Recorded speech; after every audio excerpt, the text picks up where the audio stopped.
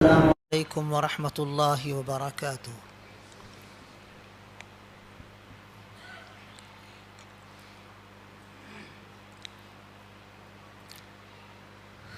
الحمد للہ رب العالمین والعاقبۃ للمتقین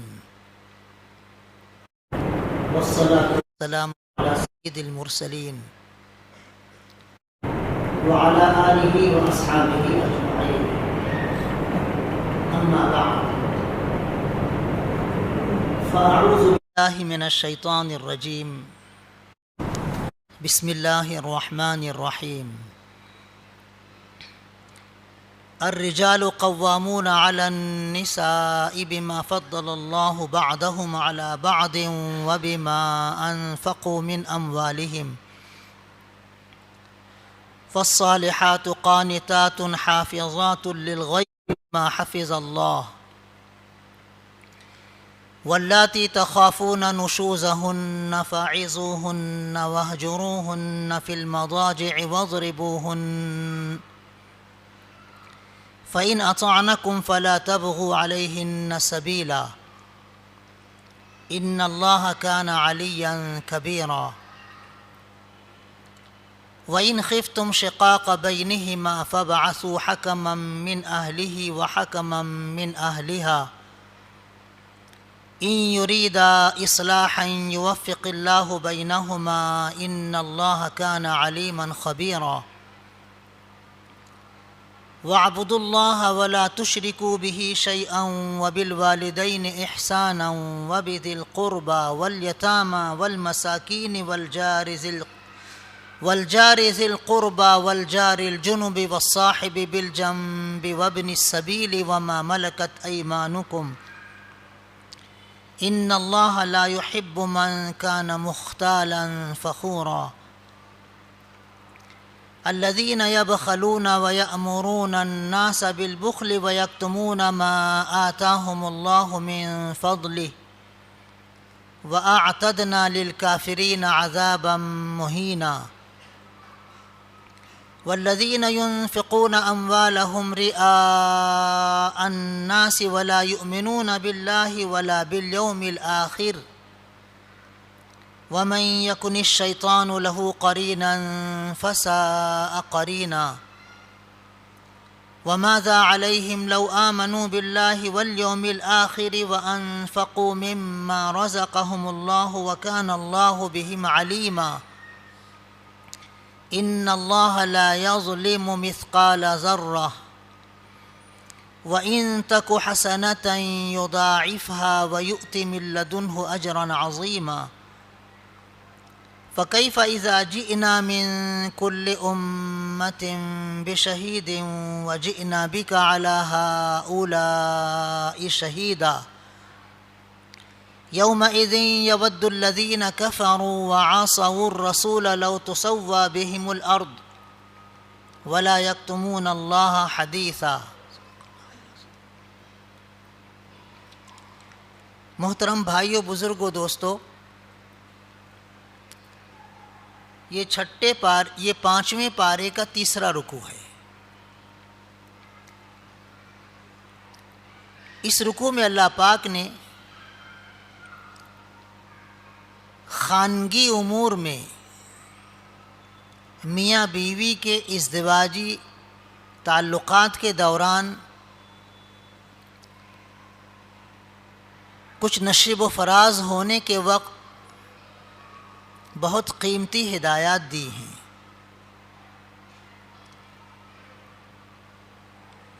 پھر والدین، رشتہ دار، یتیم، غریب، مسافر، پڑوسی، ان کے حقوق ادا کرنے کا بھی اللہ نے حکم دیا ہے۔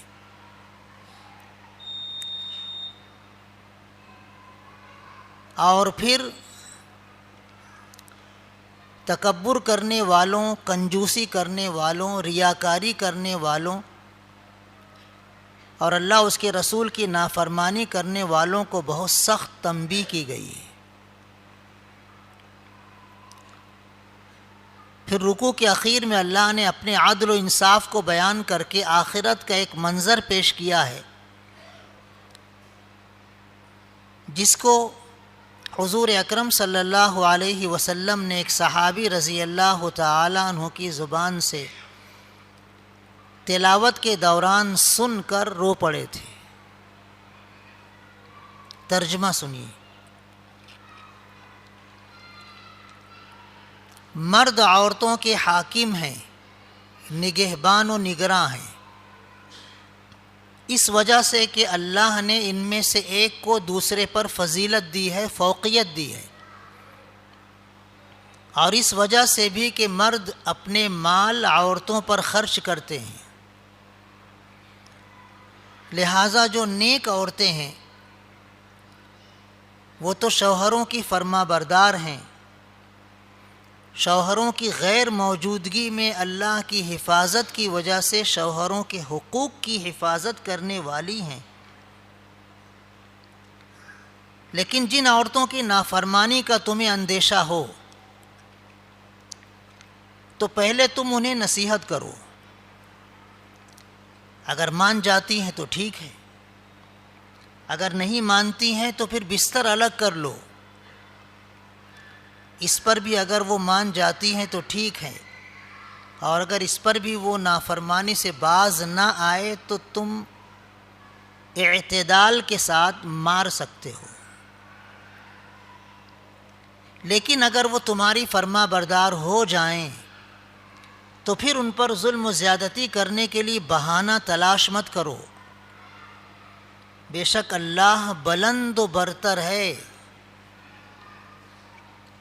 اور اگر میاں بیوی کے درمیان ناچاقی اور نا اتفاقی اور جھگڑے کا تمہیں اندیشہ ہو تو ایک حکم شوہر کے خاندان والوں میں سے اور ایک حکم بیوی کے خاندان والوں میں سے مقرر کرو، اگر یہ دونوں حکم اور دونوں میاں بیوی اصلاح کرنا چاہیں گے تو اللہ ضرور ان کے درمیان موافقت و اصلاح کر دے گا، بے شک اللہ سب کچھ جاننے والا، ہر چیز سے باخبر ہے۔ اور اللہ کی عبادت کرو، اس کے ساتھ کسی کو شریک مت کرو، اور والدین کے ساتھ، رشتہ داروں کے ساتھ، یتیموں اور غریبوں کے ساتھ حسن سلوک کرو، اچھا معاملہ کرو، اور رشتہ دار پڑوسی اور اجنبی پڑوسی اور تھوڑی دیر کے ساتھ رہنے والا اور مسافر اور تمہارے غلام اور باندیاں جن کے تم مالک ہو، ان سب کے ساتھ بھی اچھا سلوک کرو، بے شک اللہ ان لوگوں کو پسند نہیں کرتا ہے جو تکبر کرتے ہیں اور فخر کرتے ہیں، ڈینگ مارتے ہیں۔ اللہ کو وہ لوگ بھی پسند نہیں ہیں جو کنجوسی کرتے ہیں اور دوسروں کو بھی کنجوسی کا حکم دیتے ہیں، اور اللہ نے جو ان کو اپنا فضل دیا ہے اس کو وہ چھپا لیتے ہیں۔ ایسے ناشکروں کے لیے ہم نے ذلت آمیز عذاب تیار کر رکھا ہے، اور ایسے لوگ بھی اللہ کو پسند نہیں ہیں جو اپنے مال لوگوں کو دکھانے کے لیے، ریاکاری کے لیے خرچ کرتے ہیں اور اللہ اور آخرت کے دن پر ایمان نہیں رکھتے۔ حقیقت یہ ہے کہ شیطان جس کا دوست بن جائے تو یہ دوستی اس کی بہت بری ہوتی ہے۔ ان لوگوں کو آخر کیا نقصان ہو جاتا اگر یہ اللہ اور آخرت کے دن پر ایمان لے آتے اور اللہ کی راہ میں وہ مال خرچ کرتے اخلاص کے ساتھ جو اللہ نے ان کو دیا ہے۔ اللہ کو تو ہر چیز کا علم ہے، ان کے اعمال کو بھی وہ جاننے والا ہے۔ بے شک اللہ ذرہ برابر بھی کسی پر ظلم نہیں کرے گا۔ اگر کوئی ایک نیکی لے کر آئے گا تو اللہ اس کو کئی گنا بڑھا کر ثواب دے گا، اور اس کے علاوہ بھی اللہ اپنے پاس سے اجر عظیم عطا فرمائے گا۔ پس ان لوگوں کا کیا حال ہوگا جب اے محمد صلی اللہ علیہ وسلم ہم ہر امت میں سے ایک گواہ یعنی پیغمبر کو کھڑا کریں گے اور ان سب پر گواہی دینے کے لیے آپ کو پیش کریں گے، اس دن کفر کرنے والے اور پیغمبر کی نافرمانی کرنے والے یہ تمنا کریں گے کہ کاش زمین پھٹ جاتی اور ہم اس میں سما جاتے. اس وقت یہ اللہ سے کوئی بات چھپا نہیں پائیں گے. یہ اس رکوع کا ترجمہ ہوا. محترم بزرگوں، یہ سورہ نساء ہے. اس سورہ میں عام طور پر عورتوں کے حقوق اور معاشرتی زندگی کے لیے بہت ہی قیمتی ہدایات ہیں. اس رکوع میں بھی بہت ہی روشن زرین ہدایتیں اللہ پاک نے دی ہیں، جن پر عمل کرنے سے نہ صرف ہمارا خاندان، ہمارا گھر، ہمارا معاشرہ، بلکہ پوری انسانی زندگی خوشگوار ہو جائے گی. پہلے اللہ پاک نے مردوں اور عورتوں کی پوزیشن بیان فرمائی ہے کہ ہم نے مردوں کو عورتوں کا حاکم بنایا ہے، نگراں بنایا ہے، نگہبان بنایا ہے. اس کی دو وجہ اللہ نے بیان فرمائی کہ ایک وجہ یہ ہے کہ اللہ نے اپنی حکمت اور مصلحت کی وجہ سے مرد اور عورت دونوں میں سے ایک کو دوسرے پر فوقیت دی ہے، فطری طور پر. عورتوں کی تخلیق اور مردوں کی تخلیق، عورتوں کی فطرت اور مردوں کی فطرت اللہ نے کچھ ایسی بنائی ہے کہ ہر شخص اس کو اچھی طرح سمجھتا ہے کہ مردوں کی کچھ خوبیاں عورتوں کے مقابلے میں حاکمیت کی نگراں اور نگہباں ہونے کی واضح ہے. یہ فطری ہے، اللہ نے ایسا پیدا کیا ہے. اس سے عورتوں کی کوئی کمی اور کوئی نقص اور عیب معلوم نہیں ہوتا. عورتیں اپنی جگہ بہت فضیلت اور صلاحیتیں والی ہیں، لیکن مرد کو جو اللہ نے بنایا ہے اس میں حاکمیت کی صلاحیت اس اعتبار سے زیادہ ہے کہ خاندان کے نظام کو چلانے کے لیے کسی امیر کی ضرورت، کسی ذمہ دار کی ضرورت ہوتی ہے. جیسے حکومت چلانے کے لیے ایک امیر اور ذمہ دار کی ضرورت ہوتی ہے، اور وہ ذمہ داری صلاحیت کی وجہ سے اللہ نے مرد کو زیادہ دی ہے. کبھی عورتیں بھی اس صلاحیت میں مردوں سے زیادہ ہو سکتی ہیں، لیکن عمومی طور پر اللہ نے مردوں کو یہ صلاحیت دی ہے حاکمیت کی نگہبانی کرنے کی. اور اس کی ایک وجہ اللہ نے بیان فرمائی ہے کہ مرد عورتوں پر اپنا مال خرچ کرتے ہیں، نان نفقے کا انتظام کرتے ہیں، محنت مزدوری کر کے کما کر عورتوں پر، بال بچوں پر خرچ کرتے ہیں. اس کی وجہ سے ان کو حاکمیت اور نگہبانی کا عہدہ اللہ کی طرف سے دیا گیا ہے.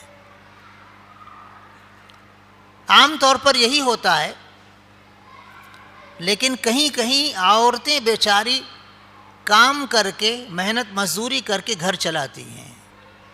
شوہر کی بے غیرتی کی بات ہے کہ وہ خود نہ کما کر بچوں کو کھلائے، بیوی کو کھلائے، بلکہ عورت کی کمائی کھائے. اس لیے حاکمیت کا تقاضا یہ ہے کہ مرد نان نفقے کا انتظام کرے.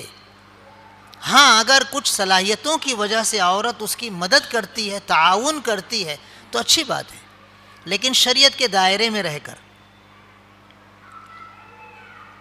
عورتیں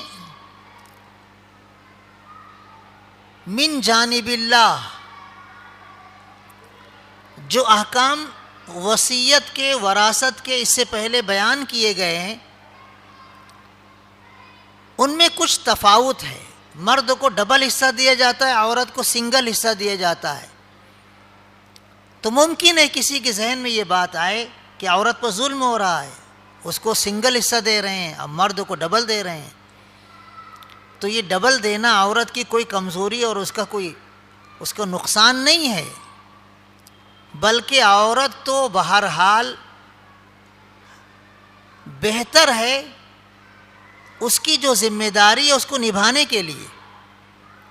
شادی سے پہلے وہ ماں باپ اور گھر کے ذمہ داروں کی نگرانی میں رہتی ہے، وہ اس کے خرچے کا انتظام کرتے ہیں، شادی کے بعد شوہر اس کے خرچے کا انتظام کرتا ہے، تو بیوی تو آرام سے رہتی ہے، بیٹی تو آرام سے رہتی ہے، شادی سے پہلے بھی وہ پرسکون ہے، شادی کے بعد بھی پرسکون ہے۔ پوری ذمہ داری مرد کے کاندھوں پر ہوتی ہے گھر چلانے کی، اس لیے اس کو ڈبل دیا گیا۔ تو یہ کوئی ظلم نہیں ہے، عورتوں کے ساتھ بے انصافی نہیں ہے، بلکہ عورتوں کو تو کچھ کرنا ہی نہیں ہے، پورا ذمہ دار تو شوہر ہے، مرد ہے۔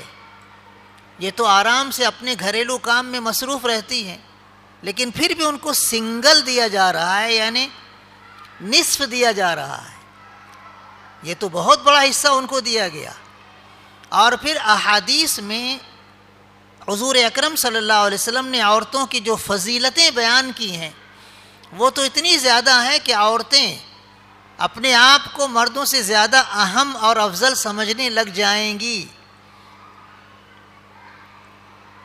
ایک موقع پر حضور اکرم صلی اللہ علیہ وسلم نے جنت کے 8 دروازوں کا تذکرہ کیا۔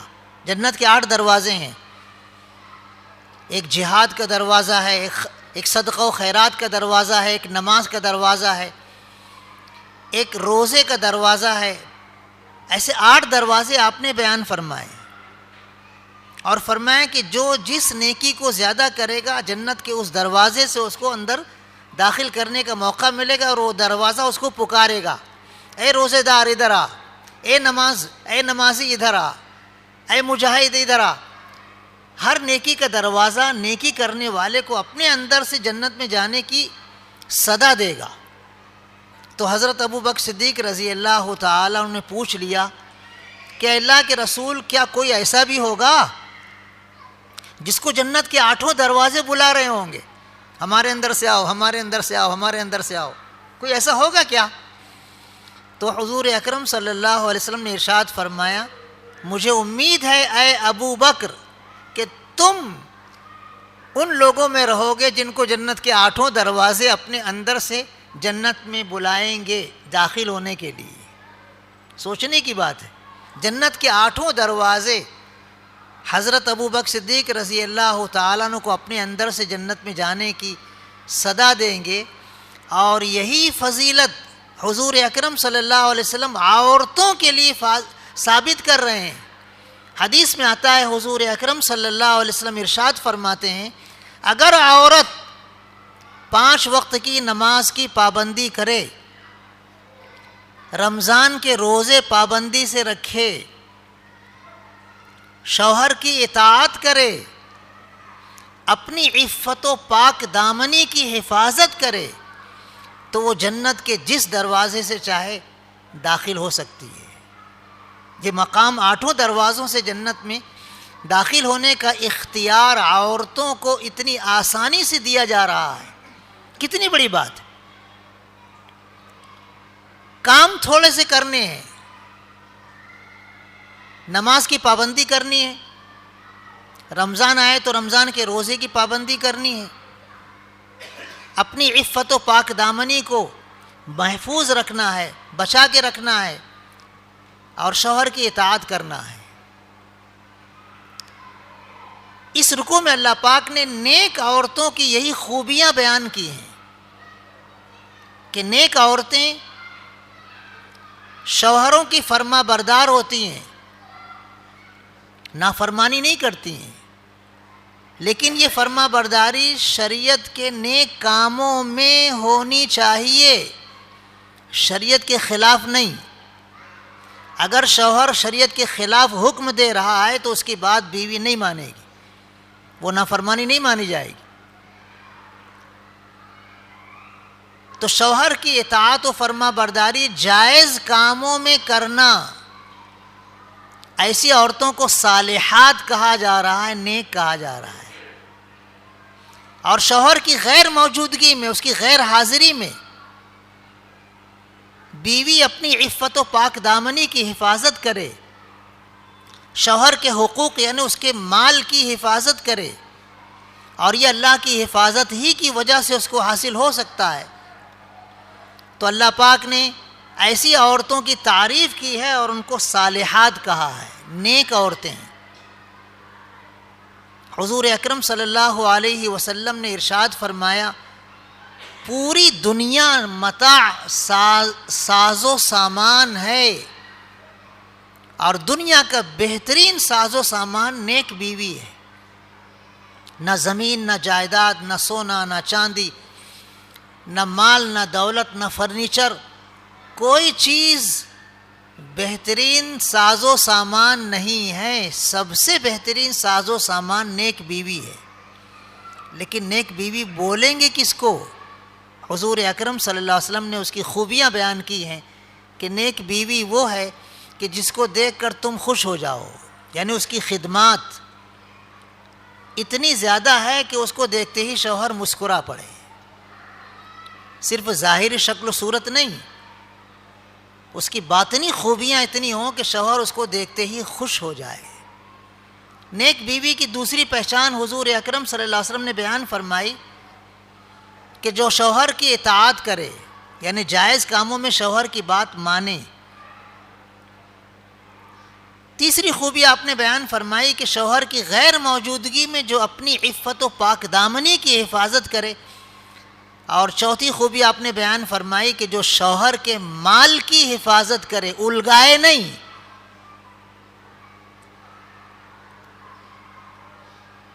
یہ خوبیاں حضور اکرم صلی اللہ علیہ وسلم نے بیان فرمائی نیک بیوی کی، اور یہی خوبیاں اس آیت میں بیان کی گئی ہیں۔ تو گویا اس آیت کی بہترین تفسیر حضور اکرم صلی اللہ علیہ وسلم کی وہ پیاری حدیث ہے جس میں نیک بیوی کی خوبیاں بیان کی گئی ہیں۔ اب یہ نیک بیوی کبھی کبھی ریڈی میڈ مل جاتی ہے، ماں باپ تربیت کرتے ہیں، مل جاتی ہے، ہم کو کچھ کرنا نہیں پڑتا ہے۔ لیکن کبھی کبھی بیوی نیک ویسی نہیں ہوتی جیسی ہونی چاہیے، نافرمان ہوتی ہے، زبان دراز ہوتی ہے، ضدی ہوتی ہے، تو پھر اس کا علاج کیا ہوگا؟ اس کو اللہ پاک نے بیان فرمایا بہت خوبصورت انداز میں۔ اللہ پاک نے بیان فرمایا کہ جن عورتوں کی ناشکری اور جن عورتوں کی نافرمانی کا تمہیں اندیشہ ہو تو پہلے تو زبان سے ان کو نصیحت کرو، سمجھاؤ، انسان ہیں، سمجھ جائیں گے۔ اگر سمجھانے پر، بولنے پر، نصیحت کرنے پر وہ مان جاتی ہیں اور اپنی سرکشی چھوڑ دیتی ہیں، نافرمانی چھوڑ دیتی ہیں تو بہت اچھی بات ہے۔ حضور اکرم صلی اللہ علیہ وسلم ہمیشہ اپنی ازواج مطہرات کو سمجھاتے رہتے تھے۔ شوہر کو چاہیے کہ وہ اپنی بیوی کو سمجھاتے رہے۔ حضرت عائشہ رضی اللہ تعالی عنہ حضور اکرم صلی اللہ علیہ وسلم کی سب سے زیادہ محبوب بیوی تھی۔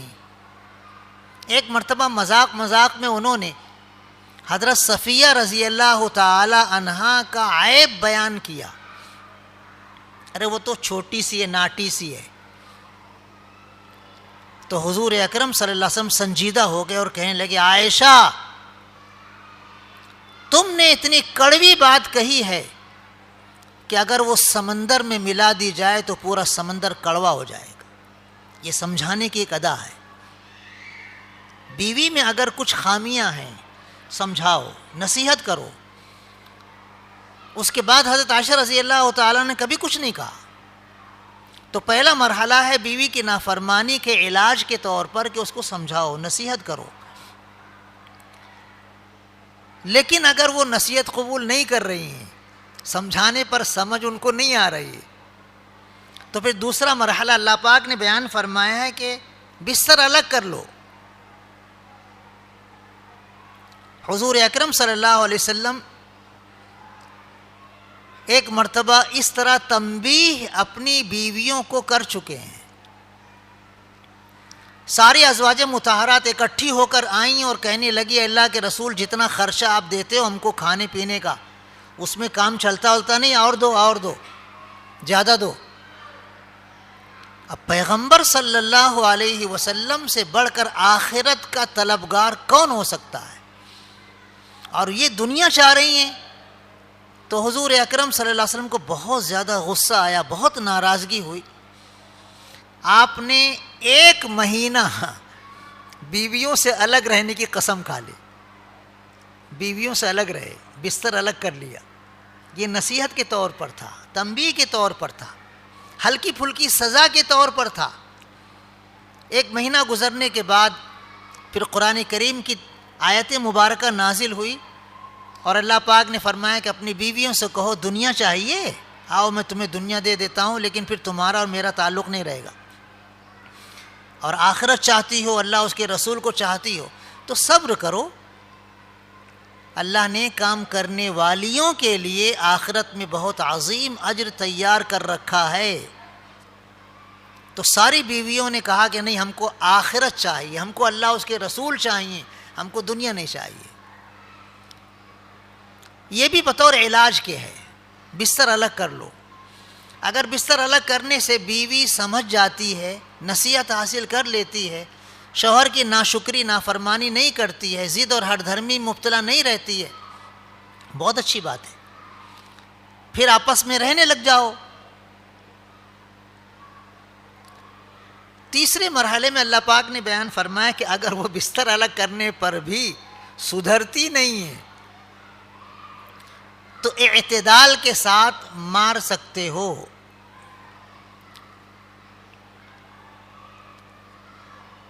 حضور اکرم صلی اللہ علیہ وسلم نے مدینہ منورہ میں جب یہ سنا کہ بیویاں مدینے کی عورتوں کے لچھن قبول کر لی ہیں، مکے سے آنے والی مہاجرات وہ مدینے کے رہنے والی عورتوں کے کردار کو اختیار کر لی ہیں. مدینے کی رہنے والی عورتیں تیز و طرار تھیں، تو وہ مہاجرات عورتیں بھی ویسی بننے لگیں. حضور تک یہ شکایتیں پہنچیں تو آپ نے نافرمان عورتوں کو مارنے کی اجازت دے دی، لیکن فرمایا کہ چہرے پر مت مارنا اور ایسے مت مارنا کہ جسم پر کوئی نشان امڑ آئے. لیکن مارنے کی اجازت دینے کے بعد پھر کچھ عورتیں آ کر حضور اکرم صلی اللہ علیہ وسلم کے گھر رو رو کر شکایت کرنے لگی کہ ہم پر ظلم ہو رہا ہے، ہم پر ظلم ہو رہا ہے، ہم پر ظلم ہو رہا ہے. تو حضور اکرم صلی اللہ علیہ وسلم نے فرمایا وہ مرد اچھے نہیں ہیں جو بیویوں کو مارتے ہیں. اجازت ہے لیکن اچھی بات نہیں ہے. تو یہ تیسرا جو علاج ہے یہ بالکل ایمرجنسی ہے، عام حالات میں نہیں ہے. اس کی بھی ایک بہت نزاکت ہے کہ اعتدال کے ساتھ مار سکتے ہو. لیکن اگر عورتیں اس کے بعد سدھر جاتی ہیں، نافرمانی سے باز آ جاتی ہیں، تو پھر ان کے خلاف ظلم و زیادتی کرنے کے لیے بہانہ تلاش مت کرو. اگر پھر تم ظلم کرو گے تو یاد رکھو اللہ بلند و برتر ہے، یعنی اللہ ہر چیز سے بلند اور اونچا ہے، وہ دیکھ رہا ہے. تمہارے ظلم کا بدلہ یہاں بھی تم کو ملے گا، آخرت میں ملے گا.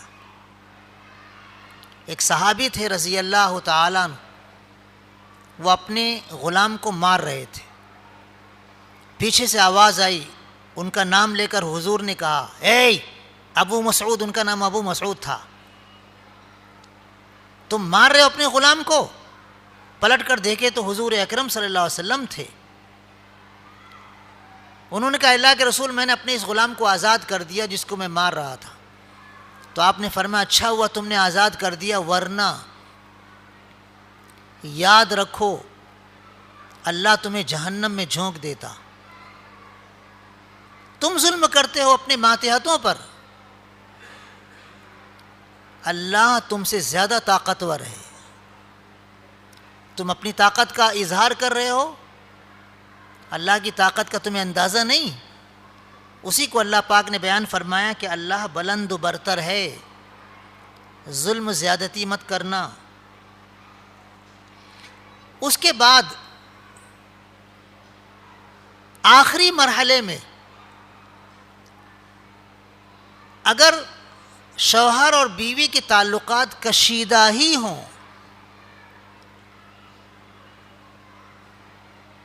خوشگوار زندگی نہ ہو، طلاق کی نوبت پڑ سکتی ہے، جدائیگی ہو سکتی ہے، ایسے حالات پیش آ رہے ہوں، تو اللہ پاک نے ارشاد فرمایا ہے کہ اگر تم کو میاں بیوی کے درمیان ناچاقی، نا اتفاقی اور عدم موافقت کا ڈر ہو تو ایک حکم شوہر کے خاندان میں سے، ایک حکم بیوی کے خاندان میں سے مقرر کرو۔ یہ دونوں حکم اگر اصلاح کرنا چاہتے ہیں نیک نیتی کے ساتھ تو اللہ ضرور اصلاح کر دے گا، موافقت پیدا کر دے گا۔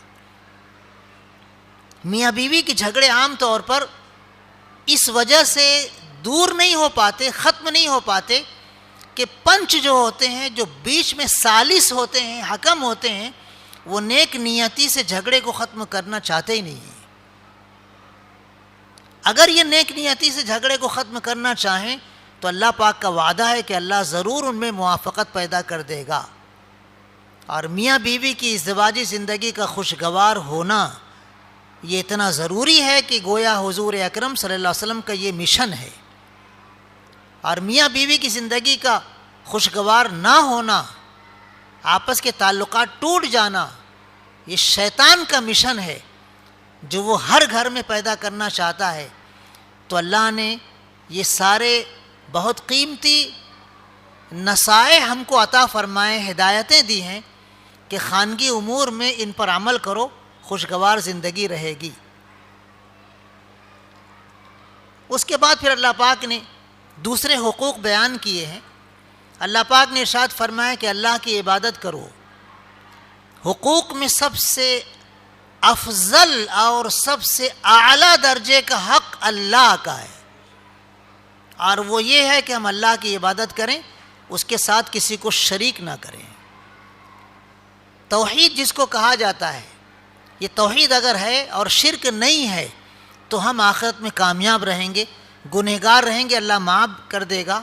لیکن توحید اور شرک نہیں ہے، توحید ہے تو پھر کامیابی کی امید ہے۔ اور خدا نہ خواستہ اگر شرک پر مر گئے، نعوذ باللہ من ذالک، کفر پر مر گئے، العیاذ باللہ ثم العیاذ باللہ، توحید کی دولت نہ ملی تو پھر آخرت میں کامیابی نہیں ہے۔ اس لیے سب سے پہلا حق اللہ نے بیان فرمایا وَاعْبُدُوا اللَّهَ وَلَا تُشْرِكُوا بِهِ شَيْئًا، اللہ کی عبادت کرو، اس کے ساتھ کسی کو شریک مت کرو، کسی کو بھی نہیں، پیغمبر کو بھی نہیں، فرشتوں کو بھی نہیں، نیک لوگوں کو بھی نہیں، کسی مخلوق کو بھی نہیں، اللہ کے ساتھ کسی کو شریک مت کرو۔ اللہ کی خدائی میں، اس کے تصرفات میں، اس کے اختیارات میں، اس کی ذات میں، اس کی صفات میں کوئی شریک نہیں ہے۔ اللہ یکتا ہے، اس کا کوئی ساجھی نہیں۔ اس کے بعد جس حق کو اللہ نے بیان کیا ہے، کاش اس کی اہمیت ہمارے دلوں میں ہوتی۔ اللہ کا حق بیان کرنے کے بعد فوراً اللہ نے قرآن کریم کی اس آیت میں نہیں، جہاں جہاں اللہ پاک نے اس حق کو بیان کیا ہے وہاں وہاں اللہ کے بعد دوسرے نمبر پر اس حق کو بیان کیا ہے وَبِالْوَالِدَيْنِ إِحْسَانًا، والدین کے ساتھ حسن سلوک کرو۔ بہت بے شرمی کی بات ہے کہ والدین یا دونوں میں سے کوئی ایک بڑھاپے کی عمر کو پہنچ جائے اور ہم ان کی خدمت نہ کر سکیں، نافرمانی کریں، ان کو ستائیں۔ یہ بہت بے غیرتی اور بے شرمی کی بات ہے، آخرت کی ناکامی کی بات ہے۔ ماں باپ کو ستانا یہ ایک ایسا گناہ ہے جس کا بدلہ اللہ آخرت میں جو دے گا تو دے گا ہی، دنیا میں بھی اللہ پاک اس گناہ کا بدلہ دیتا ہے۔ اس لیے والدین کے ساتھ بہت ہی اچھا سلوک کرنا چاہیے، وہی ہماری جنت ہیں، وہی ہماری دوزخ ہیں۔ خدمت کر لیں گے جنت میں جائیں گے، نافرمانی کریں گے تکلیف دیں گے جہنم میں جائیں گے۔ بڑی فضیلتیں ہیں والدین کے حقوق کی ادائیگی میں۔ حضور اکرم صلی اللہ علیہ وسلم کے والد بزرگوار آپ کی ولادت مبارکہ سے پہلے ہی وفات پا چکے تھے۔ والد محترمہ 6 سال کی عمر میں داغ فراق دے گئیں، لیکن جس ماں نے دودھ پلایا تھا، حضرت حلیمہ سعدیہ رضی اللہ تعالی عنہا، غزوہ حنین کے بعد، طائف فتح کرنے کے بعد، حوازن کے علاقوں کی فتوحات کے بعد جب آپ تشریف لائے جعرانہ نامی مقام پر، تو وہاں ایک خاتون آئیں۔ یہ وہ خاتون تھی جنہوں نے آپ کو بچپن میں دودھ پلایا تھا۔ حضور اکرم صلی اللہ علیہ وسلم دیکھتے ہی کھڑے ہو گئے، اپنی چادر بچھا دیا، ادب سے ان کو بٹھایا، بڑی محبت سے، بڑے اکرام اور عقیدت سے ان سے گفتگو کرتے رہے۔ جب وہ جانے لگیں تو کچھ تحفے بھی دیے، اور ان کی جو فرمائشیں تھیں ان کو پورا کیے۔ ان کے قبیلوں کے بارے میں جو انہوں نے کہا تھا ایسا کر دیجئے، یہ احسان فرما دیجئے، تو آپ نے ان کی ساری فرمائشیں پوری فرمائی۔ جب وہ جانے لگی تو جن لوگوں کو معلوم نہیں تھا وہ پوچھنے لگے کون خاتون ہے کہ حضور اکرم صلی اللہ علیہ وسلم نے اتنا اکرام کر رہے ہیں۔ لوگوں نے جن کو معلوم تھا کہا کہ ارے یہ وہ خاتون ہیں جنہوں نے حضور اکرم صلی اللہ علیہ وسلم کو بچپن میں دودھ پلایا ہے۔ صرف دودھ پلانے والی خاتون کا آپ نے اتنا اکرام کیا، حقیقی ماں کا کتنا اکرام کرنا چاہیے، والد کا کتنا اکرام کرنا چاہیے۔ والدین باحیات ہیں یا دونوں میں سے کوئی ایک باحیات ہے تو خدمت کر کے جنت حاصل کرنے کی کوشش کرنا چاہیے۔ اور اگر وہ وفات پا چکے ہیں تو حضور اکرم صلی اللہ علیہ وسلم نے ارشاد فرمایا ہے کہ اگر زندگی میں کسی بیٹی نے نافرمانی کی ہے والدین کی اور وہ وفات پا چکے ہیں تو ابھی بھی چانس ہے کہ وہ ان دونوں کے لیے مغفرت کی دعا کرتے رہیں، تو اللہ کے یہاں پھر اس نافرمان بیٹے کو بھی فرما بردار لکھ دیا جائے گا۔ اگر زندگی میں اطاعت و فرما برداری کی گئی ہے تو بہت اچھی بات ہے، بہت قیمتی بات ہے، لیکن خدا نخواستہ ثم خدا نخواستہ اگر اطاعت و فرما برداری نہیں ہوئی ہے، خدمت نہیں ہوئی ہے اور وہ وفات پا گئے ہیں تو ایک چانس ہے۔ حضور اکرم صلی اللہ علیہ وسلم نے ارشاد فرمایا کہ ان کے لیے مغفرت کی دعا کرو، والدین کے لیے مغفرت کی دعا کرو، تو تم کو والدین کا فرما بردار اللہ کے یہاں لکھ دیا جائے گا۔ رشتہ داروں کے ساتھ بھی حسن سلوک کرو۔ رشتہ دار چاہے قریب کے ہوں چاہے دور کے ہوں، چاہے خونی رشتہ دار ہوں چاہے سسرالی رشتہ دار ہوں چاہے دودھ شریک رشتہ دار ہوں، رشتہ داروں کے حقوق ہوتے ہیں، ان حقوق کو ادا کرو، ان کے ساتھ اچھا سلوک کرو، جھگڑے مت کرو۔ ہم لوگ ذرا سی بات پر رشتہ داروں سے الجھ جاتے ہیں، نافرمانی کرنے لگ جاتے ہیں، ہم ان سے کٹ جاتے ہیں، ان کی خوشی میں شریک نہیں ہوتے، ان کی غمی میں شریک نہیں ہوتے اور ان کو بھی شریک نہیں ہونے دیتے ہیں۔ یہ اچھی چیز نہیں ہے۔ اگر جھگڑا ہوا ہے اس کو ختم کرنا چاہیے، رشتہ داروں میں اگر نااتفاقی ہوئی ہے اس کو ختم کرنا چاہیے اور رشتہ داروں کی رشتہ داری کو بحال کرنا چاہیے۔ حضور اکرم صلی اللہ علیہ وسلم نے ارشاد فرمایا ہے کہ جو شخص یہ چاہتا ہے کہ اس کی عمر میں اور اس کی روزی میں برکت ہو تو اس کو رشتہ داری نبھانا چاہیے، رشتہ داروں کے حقوق ادا کرنا چاہیے۔ تو رشتہ داری نبھانا، رشتہ داروں کے ساتھ اچھا سلوک کرنا ہماری عمر میں بھی ہماری روزی میں بھی برکت کا سبب ہے۔ حضور اکرم صلی اللہ علیہ وسلم نے ارشاد فرمایا جس قوم میں رشتہ داروں کے حقوق ادا کرنے والا نہ ہو بلکہ رشتہ داروں کے حقوق توڑنے والا ہو، اس قوم پر اللہ کی رحمت نازل نہیں ہوتی۔ اتنی سخت وعید ہے۔ اس لیے رشتہ داروں کے ساتھ بھی اچھا سلوک کرنا چاہیے، یتیموں اور غریبوں کے ساتھ بھی حسن سلوک کرنا چاہیے۔ یتیم اس کو کہتے ہیں کہ جس کے باپ کا انتقال ہو جائے اور وہ نابالغ ہو، چاہے لڑکا ہو چاہے لڑکی ہو، والد کے انتقال پر لڑکا یا لڑکی نابالغ ہیں تو وہ یتیم ہیں۔ جو بالغ ہیں وہ یتیم نہیں مانے جائیں گے، اور ماں کے انتقال پر یتیم نہیں کہا جاتا ہے، باپ کے انتقال پر یتیم ہوتا ہے۔ یتیموں کی بڑی فضیلتیں ہیں۔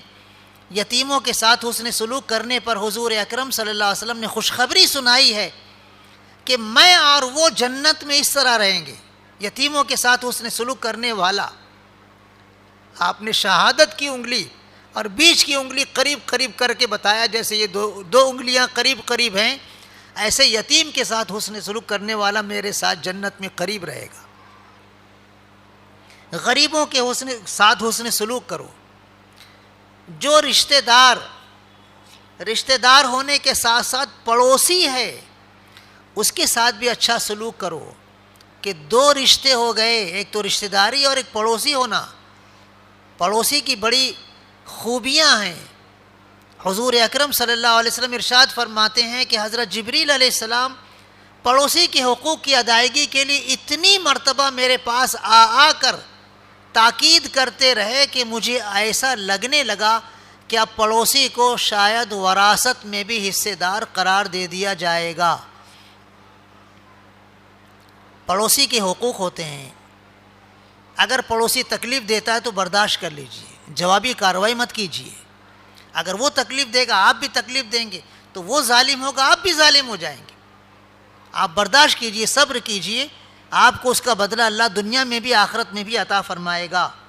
اور ایک وہ پڑوسی ہوتا ہے جو رشتہ دار نہیں ہوتا ہے، چاہے مسلمان ہو چاہے غیر مسلم ہو، پڑوسی ہے، اس کے ساتھ بھی اچھا سلوک کرو، یہ قرآن کا حکم ہے۔ اس کے بعد تھوڑی دیر کے لیے جو ساتھ میں رہتے ہیں، سفر کے دوران، کسی پروگرام میں، کسی موقع پر جو 2 گھڑی ہمارے ساتھ چلنے لگتے ہیں، بیٹھنے لگتے ہیں، ان کے ساتھ بھی اچھا سلوک کرو۔ اسلام کی تعلیمات کتنی اعلیٰ ہیں کہ 2 گھڑی کے لیے ہمارے پاس بیٹھنے والا، ہمارے ساتھ 2 قدم چلنے والا بھی ہمارے حسن سلوک کا مستحق ہے، اس کے ساتھ اچھا سلوک ہونا چاہیے۔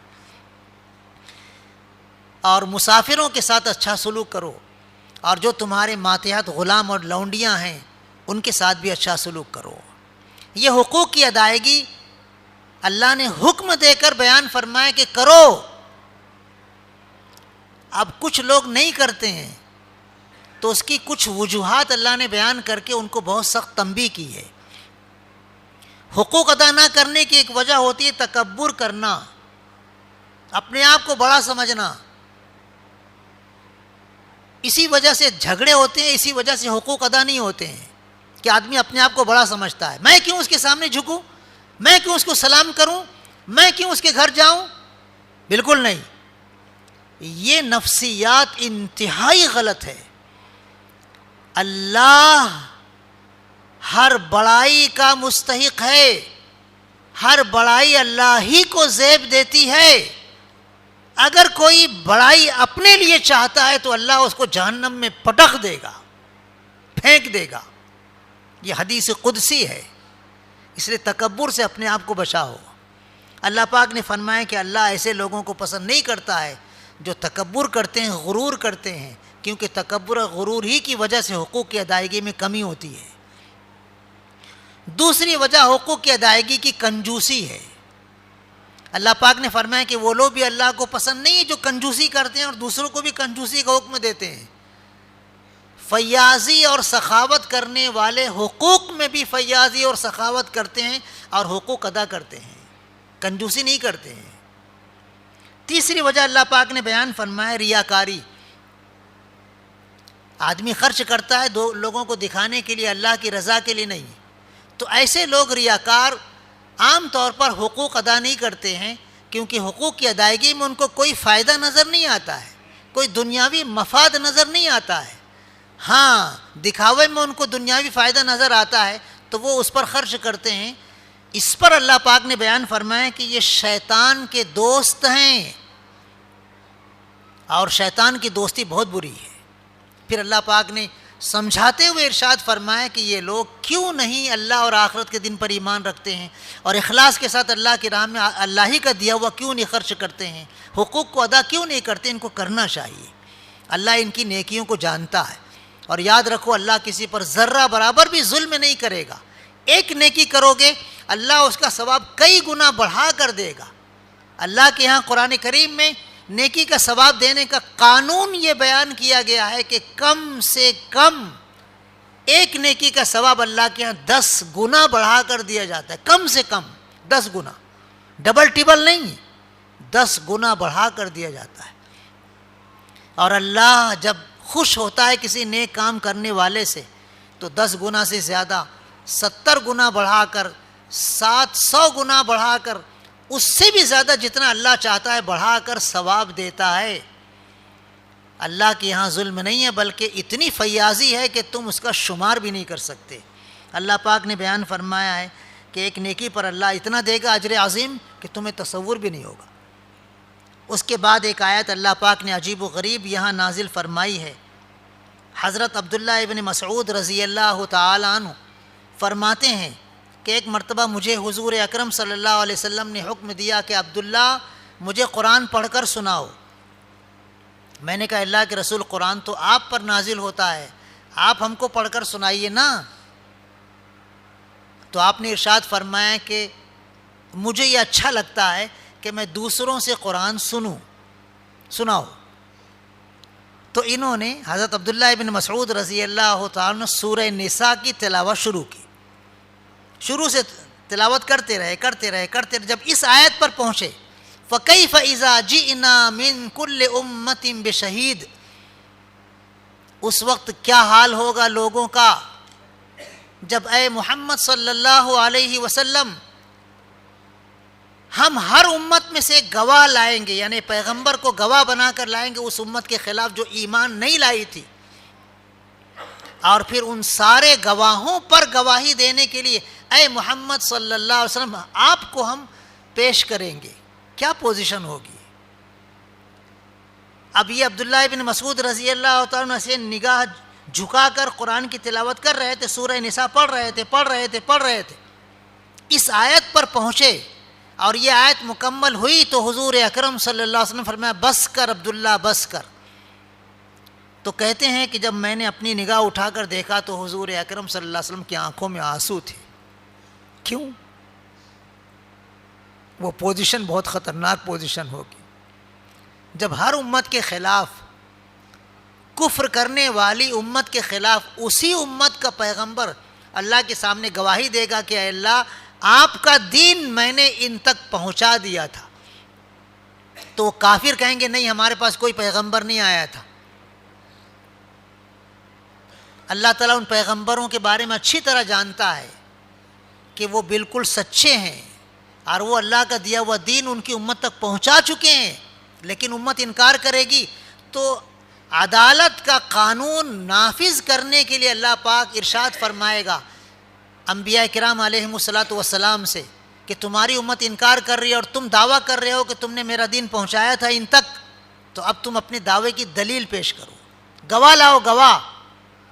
تو سارے پیغمبر کہیں گے کہ ہماری طرف سے گواہی دینے کے لیے حضور اکرم صلی اللہ علیہ وسلم کی امت ہے، حضرت محمد مصطفیٰ صلی اللہ علیہ وسلم کی امت، وہ گواہی دے گی۔ حضور اکرم صلی اللہ علیہ وسلم فرماتے ہیں تم کو لایا جائے گا، امت محمدیہ کو لایا جائے گا۔ تو وہ کافر لوگ کہیں گے کہ یہ لوگ تو گواہی دے رہے ہیں کہ ہر پیغمبر نے اپنی امت تک پیغام پہنچا دیا تھا، دین پہنچا دیا تھا، لیکن یہ تو ہمارے زمانے میں پیدا بھی نہیں ہوئے تھے، ان کی گواہی کیسے چلے گی؟ تو امت محمدیہ سے پوچھا جائے گا، وہ کہیں گے ہم گواہی اس بنیاد پر دے رہے ہیں، جو صحابہ کرام رضی اللہ عنہ میں وہ کہیں گے کہ حضور اکرم صلی اللہ علیہ وسلم نے ہم سے قرآن پڑھ پڑھ کر بتلایا تھا کہ حضرت ابراہیم علیہ السلام، حضرت نوح علیہ السلام، سارے پیغمبروں نے اپنی قوم تک دین کو پہنچایا تھا، لیکن جو بعد کے مسلمان ہیں جنہوں نے حضور اکرم صلی اللہ علیہ وسلم کو دیکھا نہیں، حضور اکرم صلی اللہ علیہ وسلم کی زبان مبارک سے دین کی باتیں سنی نہیں، وہ کہیں گے قرآن ہمارے پاس آیا جو اللہ آپ نے ہمارے پیغمبر صلی اللہ علیہ وسلم کو عطا فرمایا تھا، اس کی حفاظت بھی آپ نے فرمائی ہے، اس میں کوئی تبدیلی نہیں ہوئی تھی، اس قرآن میں سارے پیغمبروں کے بارے میں یہ موجود ہے کہ ان پیغمبروں نے اپنے دین تک اپنی امت تک دین پہنچایا تھا۔ پھر حضور اکرم صلی اللہ علیہ وسلم سے کہا جائے گا کہ یہ آپ کی امت آپ کے حوالے سے، قرآن کے حوالے سے گواہی دے رہی، صحیح ہے؟ تو پھر حضور اکرم صلی اللہ علیہ وسلم اپنی امت کی گواہی پر تصدیق کریں گے اور گواہی دیں گے۔ یہ پوزیشن کافروں کے خلاف انتہائی خطرناک پوزیشن ہوگی۔ اللہ پاک نے بیان فرمایا کہ اس وقت کافروں کی حالت، نافرمانوں کی حالت ایسی ہوگی کہ وہ تمنا کریں گے کاش زمین پھٹ جاتی اور ہم اس میں دفن ہو جاتے، سما جاتے۔ لیکن مسلمانوں کی عزت اور سرخروئی ہوتی ہے اس پوزیشن کو سن کر کہ اللہ نے اس امت کو اتنا اونچا مقام عطا فرمایا ہے کہ دوسرے پیغمبروں کی سچائی کی گواہی دے گی، اور اس امت کی گواہی پر حضور اکرم صلی اللہ علیہ وسلم گواہی دیں گے۔ یہ امت محمدیہ علی صاحب الصلاۃ والتسلیم کی بہت بڑی فضیلت ہے۔ کاش ہم اس فضیلت کی قدر کرتے اور اس کے مطابق اپنی زندگی کو سنوارنے کی کوشش کرتے۔ اللہ پاک ہم سب کی ازدواجی زندگیوں کو خوشگوار بنائیں، اور مسلمانوں کی جن گھروں میں، جن خاندانوں میں ناشاکیاں ہیں بیویوں سے اور دوسرے رشتہ داروں سے، اللہ پاک ان ساری ناشاکیوں کو ختم کر کے آپس میں صلح کرا دے، دلوں کو جوڑ دے اور خوشگوار زندگی عطا فرمائے۔ آمین۔ وآخر دعوانا الحمد للہ رب العالمین۔